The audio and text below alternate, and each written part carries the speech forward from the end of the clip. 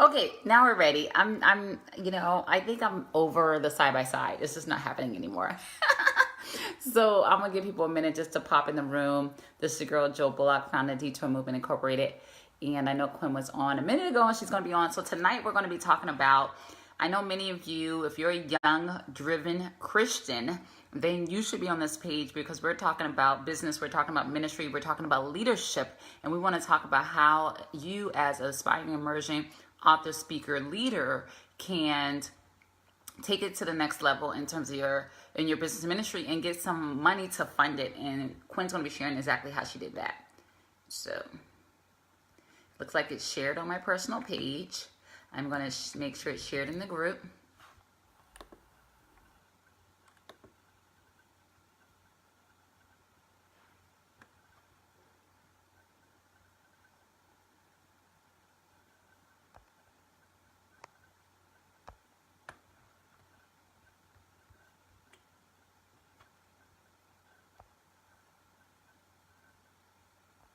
Yes.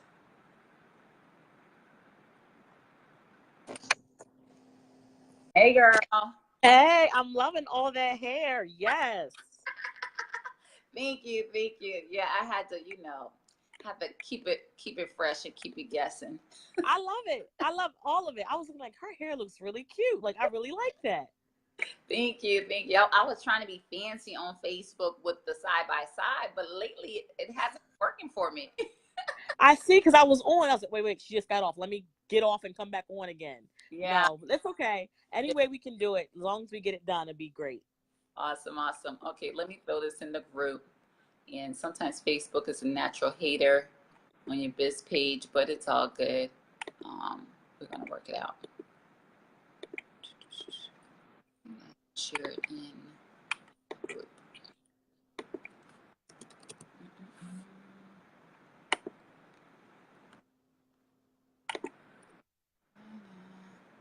All right, so okay, we got some people coming in the room. Hey, Rich, how are you? And Sharita, what's going on, girl? Congrats. Sharita just got married not so long ago. Oh, nice. Yes. Yeah. And Jake, what's going on? A lot of people coming through over there. What's going on, Jake?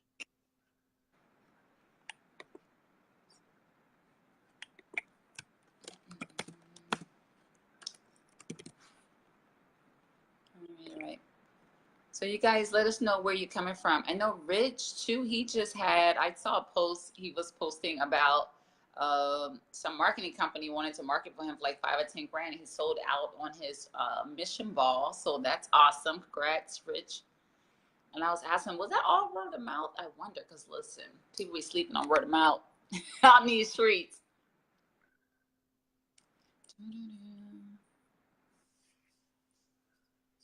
All right, I'm gonna go ahead and get started. Okay. All right, let's get started. Okay, so I'm super excited that you are on tonight. I'm sure a lot of people will catch this on the replay. I haven't done one on this page in a while, and so Facebook is kind of funny. We ain't gonna worry about that. We just gonna keep it rolling, keep it pushing. Hey, Trell, how are you? So She just had an anniversary, right? Congrats. Yeah. Okay, I've been Facebook stalking just a little bit. So congrats. You saw them singing, do the whole little duet and all. I see. I was like, do I need to warm up my vocal skills? Like, right. Let me tell you. Well, as my mother would say, you guys know I'm from the South. And what my mom would say is, we ain't gonna tarry, we ain't gonna be before you long tonight. But we want to talk a little bit about how to get those coins for your business and your ministry. We know we have a lot of amazing women and a few men who are part of the community, and we find so many people are emerging into leaders. And excuse me, so we have created a platform to help support them in their journey of speaking and ministering and different things. But we know that you are the pitch guru and that you've been out in these streets banking, as you like to say, taking conversations into cash and really just doing your thing. So I just want to, I do have a bio here. I don't know if I really want to read your formal bio per se, but maybe I'll take a look at a little bit of it. But I really just want to talk. Let's have a conversation around Sure. what you've been doing. But before I do that, I know me and you connected through another women's organization that we both have Mm-hmm. been part of and kind of ran in and out that organization or through whatever, you know what I mean? We ran Yeah, yeah, yeah.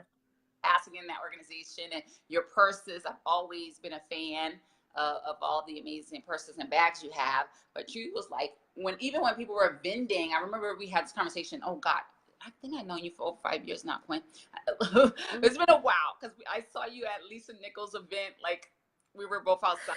Trail was out there. That was like 2013. Yeah, that was 2013. So it's been a No, no, minute. no. That was 2011. Was it 2011? That I was think Speaking it was Right. Speaking Right. And I think it was 13. I think it was 13. okay, it might have been 13. It might have been 13. Okay. It Yes. was it was a minute ago.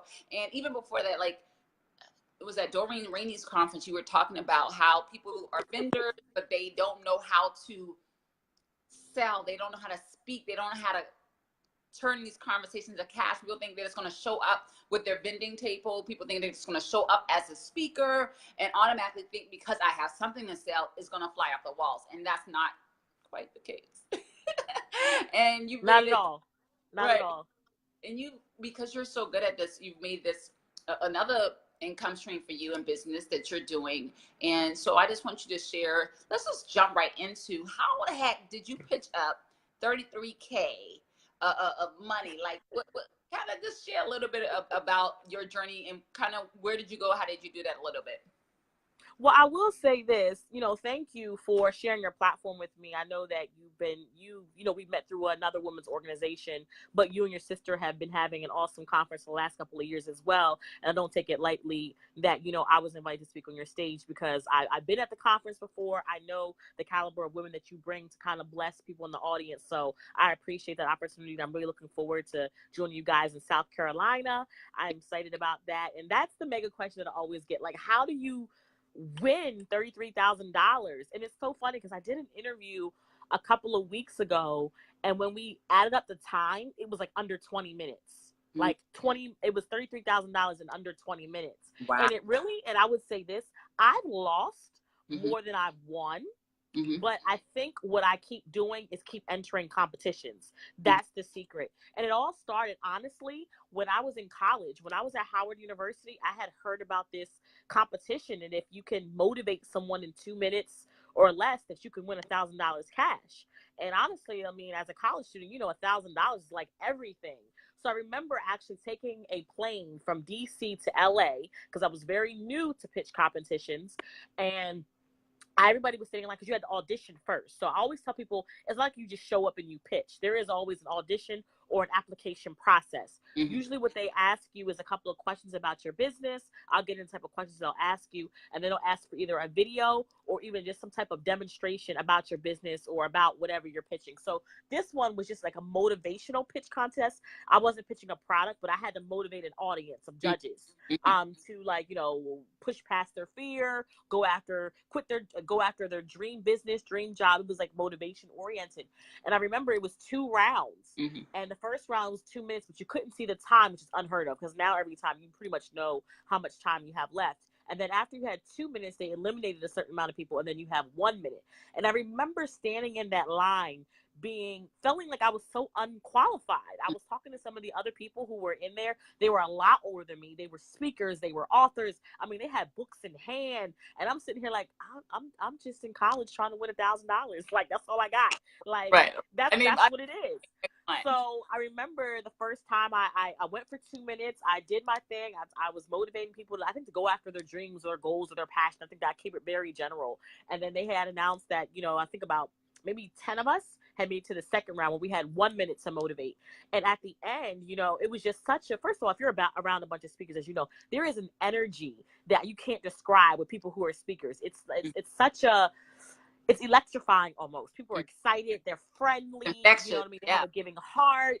It's like you want to touch, and everybody just kind of has that like sizzle effect. I can't describe it, but it was that electrifying atmosphere. So it was already encouraging, and they were more impressed by me by being young. Mm-hmm. And in college, I was more impressed by them by being paid speakers and authors. And here I am just trying to win $1,000.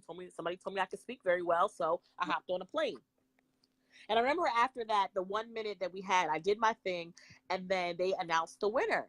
And I was so in shock, I didn't move. I just sat there. And somebody was like nudging me, like they called your name. So I went up there, and I remember they gave me 10 crisp $100 bills. And I remember that was the first one I was like, oh yeah, I like this. Because I mean, I talked for 3 minutes and I got $1,000. Let me keep doing this. And interesting enough, I stopped. I did it that one time. I think I did it again, one of the extra like $3,000, $4,000, and then I got discouraged. I just, every time, sometimes when you get a gift, you doubt yourself, or somebody says something to you that doesn't quite sit well with your spirit, and you doubt yourself. So I took a hiatus for a little bit, and then I came back strong, with Purse Paparazzi. But that's how I got my first taste, and then I just kept going. Like sometimes it'll be small amounts of money, like 1,000. The most I've won at one time was 10 grand. But I tell you what, 2,000, 5,000, $10,000, it all adds up, I remember when I won $4,000, I did a pitch in an essay. I was like, that's it? Like, it's not as hard as people think, but I think that people get nervous or discouraged, or they just don't know where to find them, or they don't know how to create a pitch that's going to be convincing to the judges as well as to the investors. Judges, investors, I might use that term interchangeably because I call them the same. On the platform you're on. I get you. I get you. Wow. And one thing I know, I did one pitch. We're not even gonna talk about that. We'll talk about that later. I did one pitch for, but I will say this. What I found is a lot of people lack clarity of what they're even doing. And I will say that they was like, well, your pitch was okay, but what is your business structure? They were confused about selling, and you know what I mean? Because it wasn't a physical product, it was more service-based, but even in that, it wasn't clear. So that's another conversation, and we're going to go into that at the conference. So y'all got to be there to hear that. But I know today there's some tips I shouldn't even say tips, some things that people want to avoid when they're pitching. And I would say bonus, I don't know if this is one of hers. One, you want to avoid not being clear on what you're pitching, right? Right. So I know there may be other things as well that people want to avoid when they actually go in the pitch, because they don't want to be like how I was and go in and have an unclear message, or having this great opportunity to get them those 10 $100 bills or $10,000 and have a great pitch, but they're the pitch, or they're sounding good and selling good, but it's like, what are you selling? There's some confusion. So what would you say people should avoid? I would avoid, and I've seen this, and you would think that if somebody showed up at a pitch competition, they wouldn't do this, but I've seen more people wing it, like just not prepared. Like, you got 60 seconds and you think that you might know your business in and out, but pitching is very different from speaking. I always tell people that they're related, but they're not brother and sister. They're more like cousins, speaking and pitching. And I think that a lot of times people are like, oh, all I gotta do is talk about my business for a minute. And I feel like you should definitely avoid not being prepared, because even though it's 60 seconds, there's so much that you have to do and so much information that you have to convey in 60 seconds. And this is not just you at a networking event. This is you pitching your business in hopes of receiving a financial investment. So something like that, a millisecond, a second, could disqualify you. So you not being prepared or thinking that you're going to wing it is one thing that I would highly not recommend and absolutely avoid, because people think, oh, I've been doing this for 10 years. I've been doing this for 6 years. I got this. But I'm telling you, when you're up there and you got 3 or 4 judges looking at you, you got an audience of, 20, maybe 30, sometimes even a couple of hundred people, winging it just goes out the door. So I would definitely say, not avoiding, being prepared. Absolutely. Absolutely. Oh, wow. That is really good. And I can see that, because 60 seconds become very short, or sometimes very short. Yeah. If you don't know what you're going to say. So I'm sure, and of course, we're not going to go over it tonight per se, but I'm sure there's a whole formula to pitching. And you can go that and rehearse that and practice that and work that thing out. Now, let me bounce to the comment. Trail is noting here, Quinn will be speaking at Elevate Your Life in 18 days. And she dropped the link there, elevateyourlife2018.com. So we're just touching the surface. We're just touching the surface tonight. But I do hope that even from this conversation, that you still will at least go out and try to pitch, or at least start considering it as an additional revenue stream. Because one thing I heard you say, Quinn, is just like, you're not going to nobody's bank to borrow no money. You're not going to do it. You're going to find your dreams through hustling. I don't even like sometimes use the word hustling grind, but I'll just say by putting in the work, by, understanding your business model, by understanding your pitch, by knowing how to present that in a way that will attract investors to fund your vision. And I think that's the most genius thing. Yeah, and I feel like, and to this generation, I would say millennial, because that's like the hot buzzword right now. But we're not doing that anymore. The old days of running a business was you would go to the bank, hope and pray that they would give you money. You know what I mean? Now we're not doing that anymore. People are bootstrapping in so many creative ways. You got people having different, crowdfunding campaigns. Even if you're crowdfunding, when you're asking people for money and people are like a Kickstarter, you still have to give your pitch on why they should give to you. Right. So, there's so many different ways that pitching comes into play. And I'm not sure if you were going to ask me this, but that's one of the things too that I think that people should avoid, is saying that I don't pitch. I don't have a pitch. I don't need a pitch. I have a service-based business. You're always pitching your business, and pitching isn't just about being on stage, you know what I mean, and pitching, for money. That is definitely part of it, but you pitch to attract customers. I pitch to my customers as a vendor. When I have a table set up at a conference and somebody comes by, believe it or not, my purses don't sell themselves. I have to pitch over and over again why they need a purse paparazzi purse versus another purse vendor that's out there. So, I think that one of the things to avoid is to say that you don't need a pitch as well. I hear that more often. I just like look at people like, are you crazy? Like, how are you supposed to get an investor? Because again, you can use a pitch for a pitch competition. You can use a pitch to attract customers, but you could also use a great pitch to impress investors, because Right. you might meet somebody one-on-one who wants to invest in your business, which has happened to me. You know what I mean? There's so many different ways, but pitching definitely needs to be a part of, what you do. And for those of you who are not familiar what a pitch is, it's a clear and concise business summary of your particular business, what you do. Okay. But it's clear, it's concise, and compelling. Those are 3 elements of a great pitch. Is it clear? Do people really know what you do? Is it concise? Is it short? Is it compelling? Is it interesting? Is it different? Is it unique? Nobody cares that I sell handbags. What makes my bag so different? You have to be able to articulate that in a way that somebody gets it right away. And you have to use jargon or information that is not just common to your industry. You have to use words and language that every average person. For example, I know what a clutch is, but if I have the investors or the judges at a competition are all men, they might not know what a clutch is. So when I'm pitching in that realm, I say purse. I say bag, because it's universal language. That's another thing. I've seen people just talk themselves out of a pitch because they're using words that only their industry knows, and the judges are like, I don't know what that is. So next. Right. It can be amazing. It can be great. Right. They don't even know what you're selling, like literally. Yeah. Right. Exactly. And this is a communication barrier. Yeah. Not being aware of your audience, Wow, that's pretty powerful. All right. So I don't know if that's number 2, but we're making that number 2. Maybe you guys are getting Got you. Yes, absolutely. We have so far 2 mistakes that she noted here. And I should have said this earlier, but for those that's replaying, you guys make sure you hashtag replay, team replay, so we know that you came through. And also shout out your city and let us know where you're from, because I'm going to be stalking this video for the next 24 hours to see who's on. You never know. We're already giving away 1 ticket. You never know what we're going to do for those who show up and show out with engagement and showing Quinn some love. So, all right. So we have so far pitching, don't want to wing it. Stop saying that you don't pitch. What else would you say is a mistake that people make when they go to pitch? Not knowing their competitive advantage. I mean, like, they don't know their secret sauce. Like, why would I attend your conference versus everybody else's? Why would I buy your purse versus everybody else? Why would I buy your ice cream? Why would I invest in your coaching program versus anybody else? People come to these competitions and they have no clue what their secret sauce is. And that's a huge mistake to avoid. You got to know what makes you bigger, better, different, special, unique.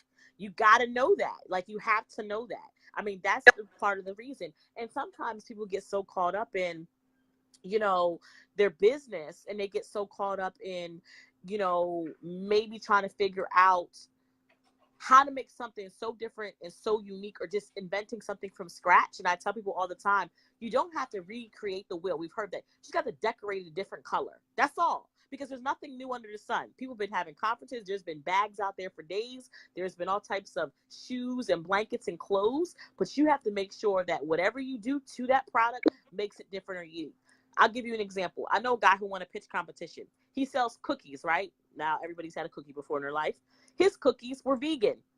Okay, that was his secret sauce. So Mm-hmm. one of the things that I would say to avoid if you're going to enter the competition, you can't come in there the same. You can't come in there if everybody else is wearing yellow and you got a yellow shirt on too. You know, Right. you have got to come out there with your secret sauce. What is your competitive advantage? What is your unique selling proposition? Why would I buy from you? What makes your product, your service, your business so different, so special, so unique? What is your twist on your industry, your product?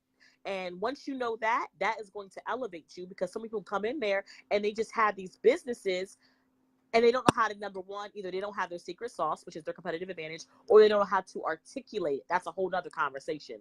Knowing what your business is, knowing what your secret sauce is, but also knowing how to articulate it. But that's what I see. A lot of people's like, okay, so you sell clothes. What about your clothes is so great? You know what I mean? Because I can go anywhere. You know, I can go to Amazon and buy some clothes. I can Right. go to Target. I can go to H&M. I can go, wherever, Macy's, Nordstrom. Right. So not having your competitive advantage, not knowing your niche, to break it down, make it simple. What is your niche? Because that's exactly what the judges are looking for. Wow. You said a mouthful. I hope people are taking notes. You just of great stuff that people need to take a minute to really think about. Because the truth be told, a lot of times people don't. And I know, I honestly can say I've been guilty of this. We spend so much time in the doing. Look, Quinn, it looked like your screen is frozen. I don't know if you can do anything about it. But Oh, sometimes we spend so much time in the doing and executing, running from this social media channel to that social media channel, to this event to that event, networking here and there. And we don't take time to spend getting clear on what it is we have, who we are, what we're doing, why we're doing it. Like you mentioned, what it makes us different from the next organization, what makes us unique, what is that unique selling proposition, and all of that good jazz. So some good stuff. Now, I don't know if that's your three, or if you had any other things that you wanted to share, and we can take questions. you I know, know that we don't have a ton of people on live tonight, but even if you're watching the replay, type the question, and maybe I can get Quinn to answer. I make no promises. yeah, But absolutely. okay. Absolutely. Yeah. I would definitely say when it comes to pitching, I mean, definitely another thing to avoid.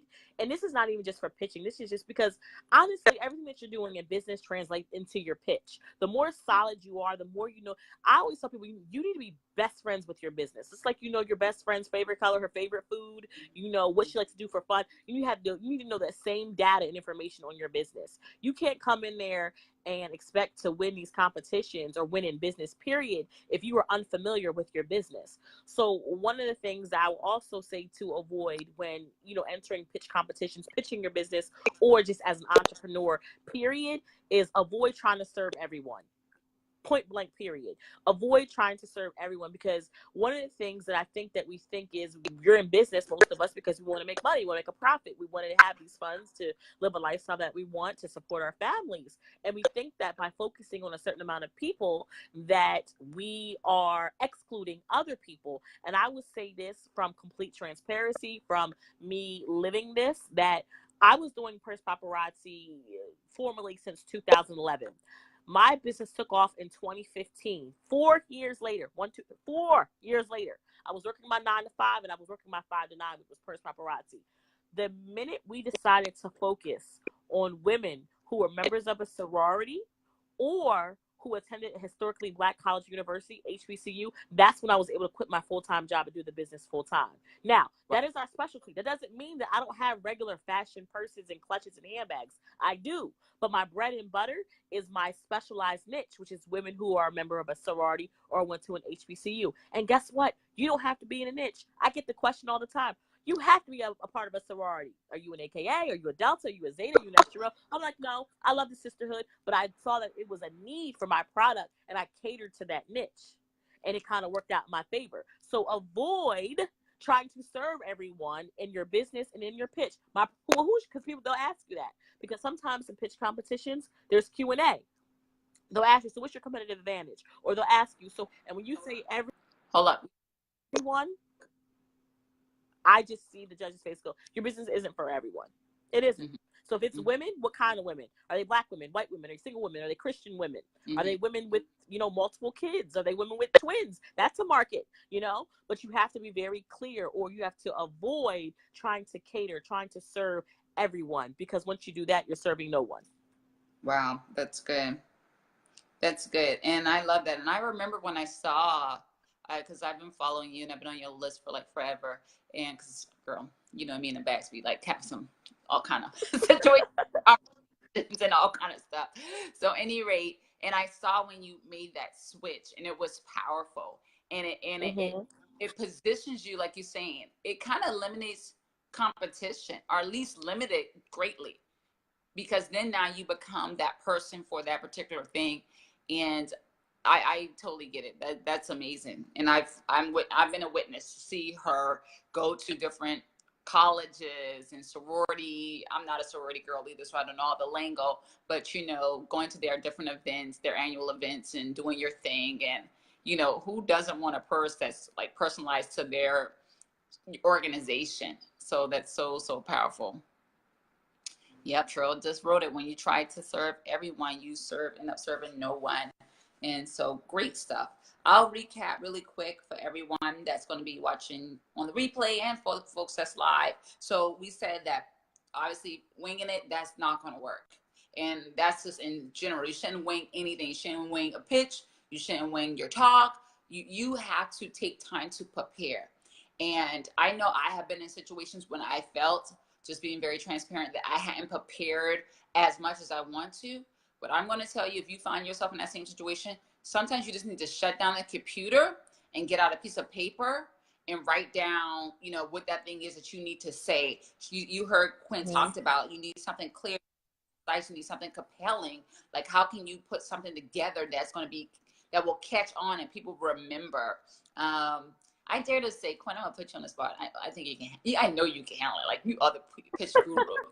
So, I would love to hear you do a pitch of the pitch that you've used before we go on, just so they can get an example of what that is. Because your pitch is a bomb.com, and people like, I don't remember exactly what you said, but I felt like it was something about a football. I don't remember. Tell Do you mind sharing Okay, one of so your I'll do the pitches, football like a one. 30 Yeah. or whatever? Oh my Okay. goodness. Yeah. So I will say this. I have several pitches. It depends on who I'm talking to. So I'll do the football one and I'll explain where I've used this pitch before. So, okay, hold on. Let me get myself together because I figured you was, but I wasn't going to do the football one. But you have to always be prepared, right? All right. So it's no secret that women love football. In fact, 40% of all NFL fans are female, and they showcase their pride by the merchandise that they wear. But guess what? Women are sick and tired of boring and basic t-shirts and jerseys to showcase their pride for their NFL team. They want something a little more stylish, sexy, and sophisticated. But little to no options exist until now. Hello, everyone. My name is Quinn Conyers. I'm the proud Chief Fashion Officer of the Purse Paparazzi, and I allow women to carry what they care about. I have a custom bag business specializing in unique purses, such as for women who are members of a sorority or who attended a historically Black college or university. And right now, I am ready to license with 7 sororities and 11 HBCUs. But with your help and your investment of $180,000, I can break into the NFL market. Just think about it. How cool will it be for women to wear their custom Ravens purses? So by investing in Purse Paparazzi, not only can you give these women a wonderful way to carry what they care about, you can also win with Quinn. I love it. I love it. Love it. Thank you. Thank you. Thank you. That was so awesome. And this kind of gives people an idea of So what a that pitch was, like.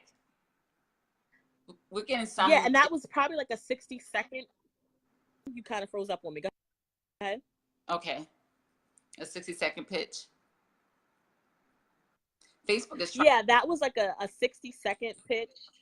Mm-hmm. Yeah, Facebook is not letting us to be great because I feel like we're all, and also too, that was a pitch that I used similar to that, because to got me on the second round of Shark Tank 3 times, and it also got me to a meeting with the Baltimore Ravens to get a local license.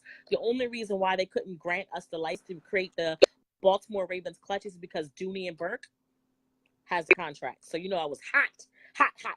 So, but he did like the product. He said he could definitely see the product in the Ravens store, but because they had a contract with Dooney and Burke, another handbag company, that they couldn't, and I think the contract lasts, I think, from 3 to 5 years.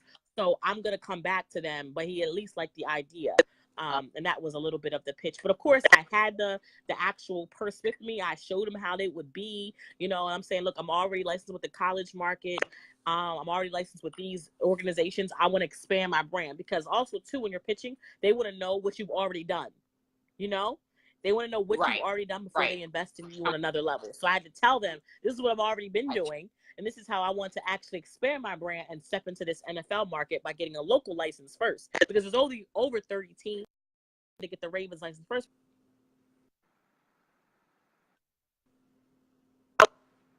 Okay, I think she had a question. Hold on, Trill. Trill had a question. Keyword strong adjectives, alliterations that make. Yes, they do. So people always like. So yes, absolutely. To answer your question, keyword, strong adjectives, alliterations definitely strengthen a pitch. Even when I'm talking to people, I always say that people should have a clear, concise, and compelling pitch. You know, those are my 3 C's. And also, I'll add a 4th. I would say confidence as well, because you can't get up there and be afraid, or the nerves never go away. Everybody gets butterflies. You got to get them things just to fly in formation. So don't think that just because I've been pitching for a while that it comes natural. I'm always nervous. I'm always saying a little prayer like, Lord, help me. I just need to get through these 60 seconds. Let them receive what I'm saying, you know, all of that good stuff. So that doesn't go away. How many times do you pitch before you actually, like, if you know? Like, how many times do you like pitch over 100 times before you go live with You mean I like guess I'm practice? asking How how many much times do do you I practice? practice? Mm-hmm, mm-hmm, Oh mm-hmm. my gosh, all the Yeah. time. I'm like a crazy person. Like, I'm in the car because I have to make sure that I can do it with distraction, you know? So I'll do it in the Mm-hmm, mm-hmm. car. I'll do it out loud. I'll do it in my head. Like, I'm just like over and over again. Like, once I have the pitch, once I feel comfortable with it, because I have to, sometimes I tweak it depending on the guidelines of the competition, because every pitch is not created equal. Sometimes they'll ask Mm-hmm. for certain things to be included in the pitch. So it all depends. But yeah, I go over it like a crazy person, so I can do it in my sleep. Ironically, my last competition that I won, that I placed, I wasn't even happy. I felt like it wasn't my strongest, but I don't know. I just was Mm-hmm. off my rocker. I didn't do It what was I tough. normally do, and I felt it. Even though Mm-hmm. I still placed, I didn't feel 100% about it. Like, when I go, I like to leave everything on the table so I can feel like I did everything I Right. could. So if I didn't win, or if I did win, I feel like I've earned it. And I'm like, yeah. So that's kind of how that goes. Awesome, awesome, awesome. Oh, wow. It's been a great conversation. Yeah, I've enjoyed listening and hearing from you, and I'm sure everybody else is going to as well. And I can't wait to see you September 21st, 22nd. And let me see if we're going to continue on Detour Movement page. I wanted to do it from this page Actually, I'll be for there the various reasons, but we'll 22nd. see if we can. So, can you hear me okay? I can't hear you. Oh, can you hear me now? I can't. It's cutting in. Okay, No. now I can. I can now. I can Okay, hear so you. I'll actually be there Saturday. Can you hear me? No. Yes. Facebook Mm-hmm. is not letting us speak great. It's kind of weird. All It's right, can kind of you hear like me? delayed. I'm picking up pieces and bits. So you're gonna be there Saturday morning? Mm-hmm. I heard you say. Yes. And the only reason why I'm going to be, you don't even Okay. know. I'm just going to tell you how much I love you and your sister. I'm going to tell you after the fact, because I don't want you to know everything I'm doing before the fact. This is like, I am like pulling out all the stops to make sure that I'm here.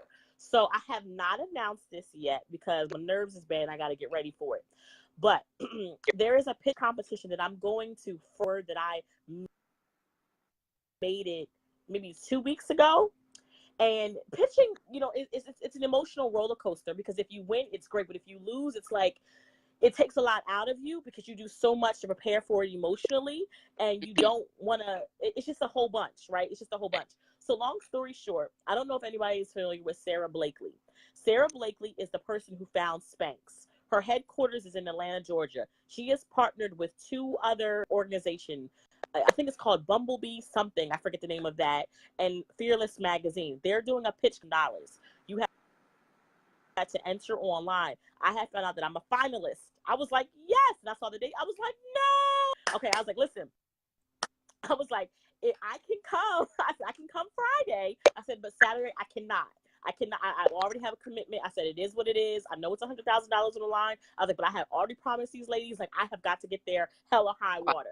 So they're like, fine, it's fine. So I'll be there Friday night. I'm literally like driving 3 o'clock in the morning from Atlanta. Like, that's a whole nother story. But anyway, so it's going to be, this pitch I competition was is trying to figure $100,000. out. I'm like, I don't know what Gwen got going on, but okay, going back to Atlanta. Yes.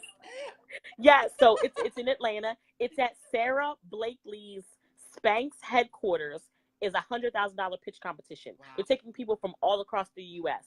I am so excited for this opportunity because I think it's going to be huge. And we get 15 minutes. I've never had 15. That's a speaking engagement to me. That's a keynote for me. I'm so used to having 60 seconds, 2 minutes. So they're doing it Shark Tank style, as far as giving you a bunch of time to kind of explain your business so they can ask questions. So that is probably going to be another one of my big competitions that I found out that I've, got accepted to. So it's going to be 10 of us total. I think they're picking different people from all across the United States. We got to get to Atlanta, and I'll be there. And then after that, I'm literally getting on the road because it's like a 5-hour drive, and I'm coming to South Carolina right after that. So I'm renting a car and I'm driving. I'm making it work. Yeah. I'm making it work. Thank you, Queen. I'm crazy. Okay. I know. We're going to give you, so you're going to pitch Friday and then you're going to have the pitch again Sunday, or how does that work? No, so I pitch Friday for sure. But it's over at like 11, and I think when I did the drive, it's like maybe a 5-hour drive maybe. So I'm literally going to, I don't know if I'm going to stay there and get up and like drive 2-3 in the morning to get there to you guys first thing Saturday morning. Whenever it starts, I plan to be there. I know that I think Mika told me that I speak between 1 and 4, but I don't like to show up and speak. I need to get, because I still need all of the information. I want to hear the other speakers. I can't just show up and speak. I never worked like that. I got to get the full experience of the conference. I got to be there. It's 8 o'clock. Right, okay, right. 8 o'clock. I got to look through my paperwork. Whatever time it starts on Saturday, that's what time I need to be there, because I need the information, the knowledge as well. I'm still a student at heart. I have not arrived by any means. So I need to so goodies and information as well. Okay. Oh, it's 4 hours. Even better. So I'm on my way. Listen, I'm on my way. Awesome. So if I come in there, just open a little bit if I look crazy. Well, 5 hours. Awesome stuff. Well, we're so glad to have you. Thank you so much for showing up and for hanging in there, although our live viewership is below what we were expecting tonight, but it's okay. I'm having faith in our folks that they're going to show up on our replay and show some love. And like I said, you never know, we may be giving something away. And I do have a ticket I need to give away, but I need to go look at the last 5 videos from last week to see who was the most engaged. And I'm going to pick a winner for a ticket. And then maybe tonight, depending, let's see, there may be something coming out of this live as well. So thanks again. We can't wait to see you. Whatever you do too after your pitch, make sure you do get some rest, at least 5 hours of rest before you come down or come up to Charleston, South Carolina. So can you hear me? Can you see me? Okay. Yeah, I can hear you. So, all right. So that's pretty much it. Unless you had anything else you want to share before we jump off. No, that's cool. Nope, I don't have anything else. I'm excited to join you ladies. And like I said, wish me luck. I always question myself if I'm going to share my experience. And what I'm realizing is people like to see my resilience, where I'm like, people like, this girl's always trying for something. Because I always document my journey. And I used to think that people were like, this girl just like, she just stay. And I'm like, well, I see people offline like, oh, that's crazy that you auditioned for Shark Tank 3 times. Like, I'd have been quit. And I'm like, I know, but if I quit, like, then I'm not going to get on. Like, so it's like, same right. Pitch competitions. Trust me, I've lost more than I've won, but you got to keep going. You have to be resilient in this. It's just like anything else. That's our final word like for you guys. So yeah, awesome. I'm definitely looking forward to it. Yes. All right. Well, you have a good Absolutely. night. Bye-bye. All right. You too now. Talk to you soon. Bye-bye.